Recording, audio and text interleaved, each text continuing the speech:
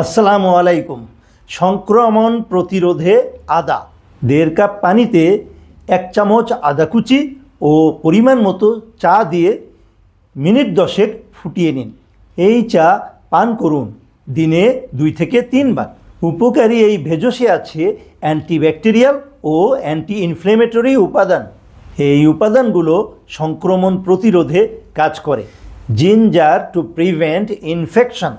Boil 1.5 cups of water with a spoonful of ginger flakes and a required amount of tea for 10 minutes. Drink this tea for 2 to 3 times a day. This beneficial herb has antibacterial and anti-inflammatory properties. These ingredients work to prevent infection. জাযাকাল্লাহু খাইরান। আসসালামু আলাইকুম ওয়া রাহমাতুল্লাহি ওয়া বারাকাতুহু।